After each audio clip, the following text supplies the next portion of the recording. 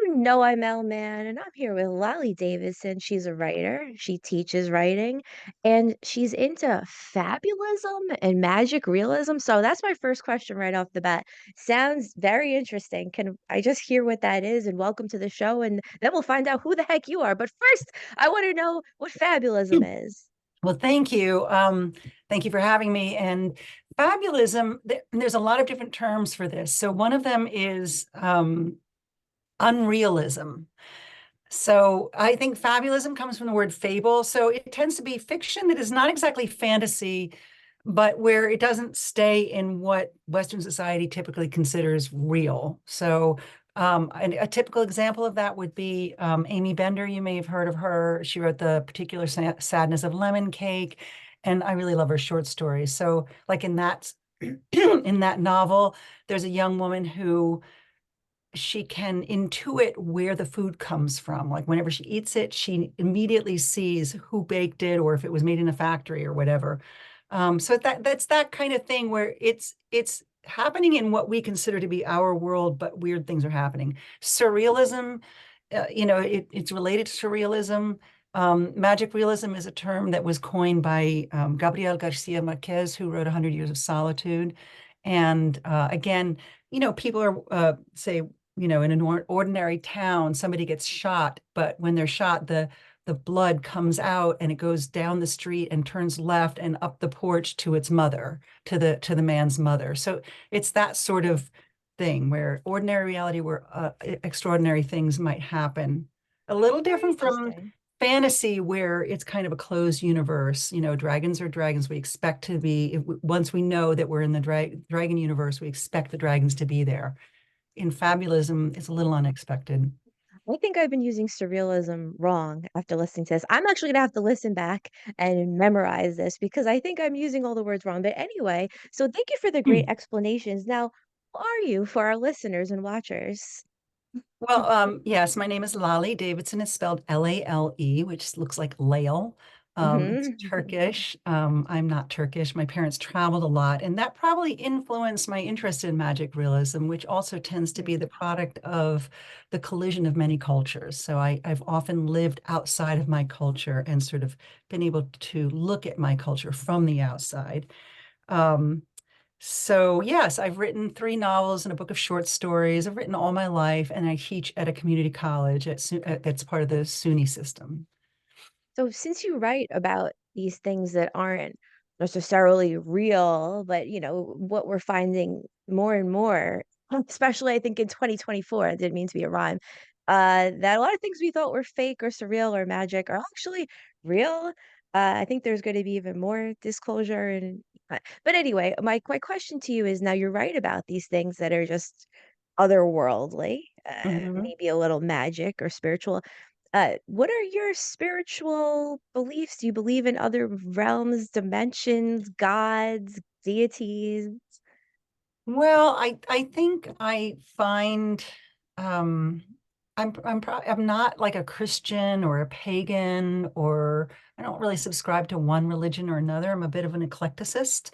So, but I do believe that one can, through meditation and things like that, connect with the all, the spirit of the universe. I guess if you had to like really pin me down and say, well, is there a God? I would say, well, I think God is is the universe. The universe is this huge, amazing thing that's beyond our comprehension, which is pretty much how we describe God.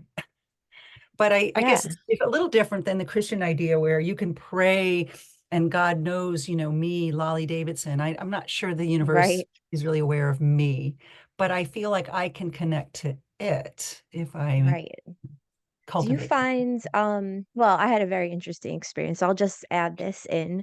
Uh, I thought I was gonna die a few weeks ago on this couch. I had a Wow. fever, I had an adverse reaction to an IV drip, and I prayed. All these people, religious people, FBI agent, a military doctor, different people contacted me, and I prayed to get better.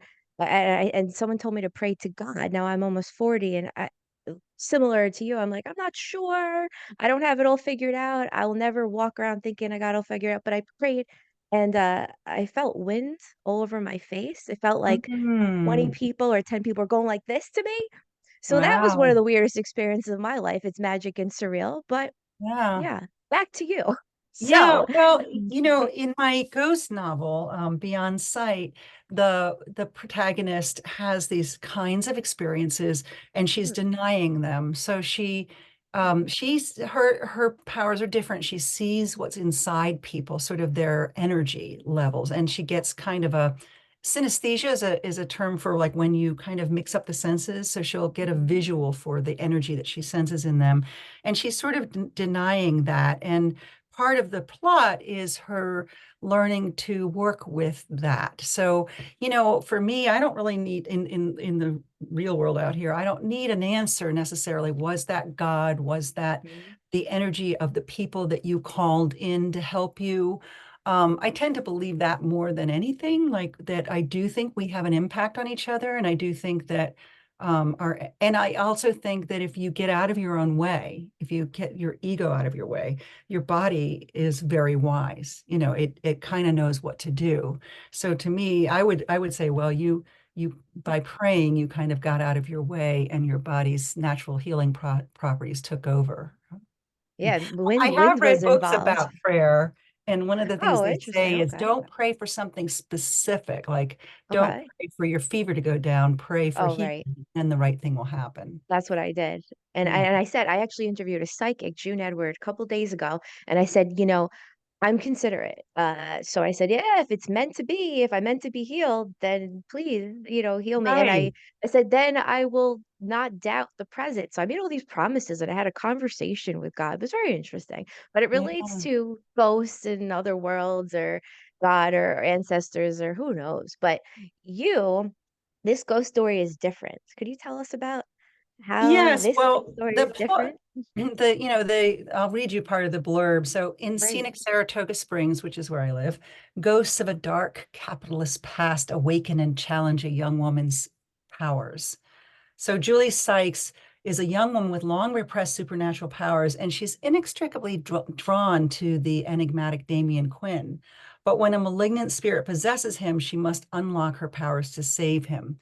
And there's sort of there's a kind of a murder mystery in here. There's the mystery of like, what is possessing him and how the hell is she going to get this thing out of him? Like, first, she has to figure out what it is. But there's also the mystery of something has happened to her father, and her father who has passed away 13 years prior. And he is an adept. He's somebody with these supernatural powers also. And he's honed them. And he's been drawn to Saratoga Springs because, we have this fault in our city that goes right down the center, like a literal fault of, and so all these evanescent springs are come up to the surface, and for hundreds of years have been purported to have healing powers. A lot of them have things like calcium in them and other minerals that are good for you. And um, so, anyways, this guy is drawn to Saratoga Springs, and he is haunted by the spirit of somebody, Henry Hilton, who's actually a real historical figure. And so I think what makes my ghost story different, I mean, there's the murder mystery, there's the mystery of who are the ghosts and how can we deal with them. But I really try to deal with the energetic world. So I bring in a lot of different, like a little Chinese medicine, a little feng shui, a little, um, Interesting. kind of local. I interviewed some psychics and I read a lot about paranormal psychology. And so um, it wasn't just like, ooh, spooky, there's a ghost, run away. It was like, Right. okay, how does my energy affect the ghost or the spirit, and how do they affect me, and why can some spirits speak and some can't, and why are some little white orbs, and etc. Very interesting. I didn't really believe in a lot of this stuff, and my mom did. So I bumped into a guy at the grocery store, and long story boring, or actually not very boring. I studied psychic development Ooh, through, I took, I think, three full psychic development courses, and two of them are taught by, I know one of them is taught some very famous psychics in Long Island. So technically, nice. I'm a trained psychic, and I've heard told such real life crazy stories about almost everything you're talking about.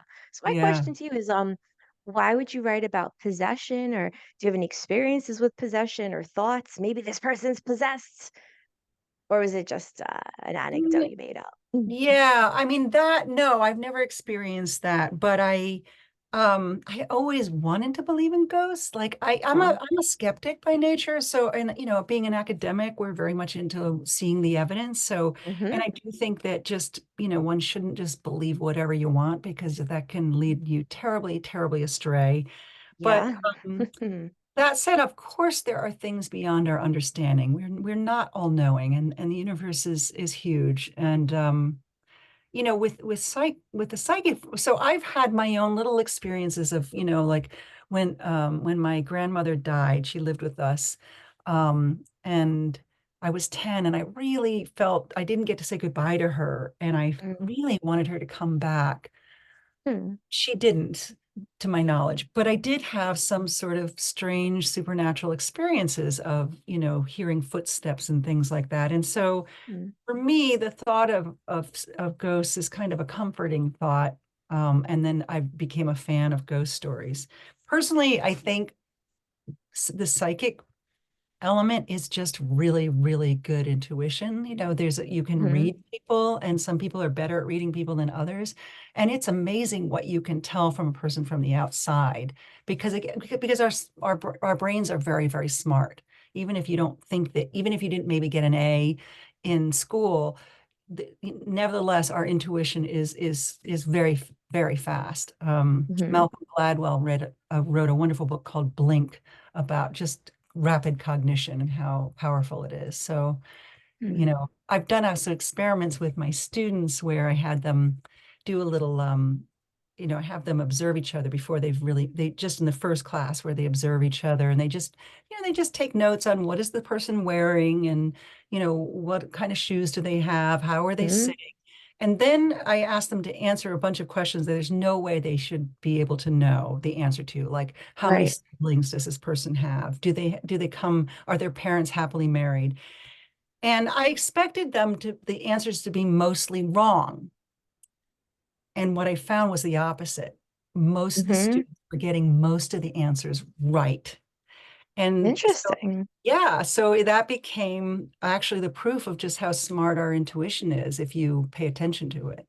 Well, maybe you should teach psychic development because that's a very typical run-of-the-mill basic B exercise. And the last time I did it, someone was visiting in town. I don't do this psychic development stuff. I did it for like 2 years, and then have other Hmm. things to do. But the last time I did it, I started crying Hmm. reading this woman.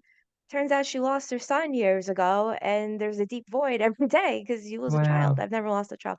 But back Yeah. to you. So we're gonna wrap up in about 2 minutes. Now, could you tell us about the hybrid genre trend? And I always talk about hybrid genres and mixing genres. So let's hear it from you. Yeah, well, you know, it's I think it's become much more popular where people are blending all kinds of genres. So it used to be that, you know, realism was the dominant genre, that if you wanted to be a serious literary writer, you had to write straight up realism. Yeah. Um, you know, science fiction and fantasy were considered lesser. You know, they weren't Mm-hmm. even taught in schools. Mm-hmm. But what I've been seeing is that more and more people are blending the genres. So you'll see magical elements. You'll see science fiction blended with fantasy. You'll see realism blended with fantasy or with science fiction. Yeah, Um, and definitely. you'll see more playing with the forms. So that has become much more common and much more accepted. And I'm glad to see that. Too. Yeah, me Mhm. too. I'm like that with music. I love when they mix 80s and rap, like Yeah. Depeche Mode or Devo. And I Yeah. just worked with an artist who has one of my favorite songs. He mixed Devo and rap, and I'm just like, oh, this is my favorite. And every time we talk about movie production, well, you can see back here. If you're watching a video, every time we do video, if I'm collaborating with anyone, I'll always try to explain this hybrid genre, mixing genres. So Yeah. we're at the end. These are very quick interviews. Could you tell our listeners where to find you, all your socials, website, everything, whatever you want us Yeah, to well, know? if you search me on, first of all, I have a website, Mhm. laledavidson.com. So again, Lale, Davidson with like David and son of David, Mhm.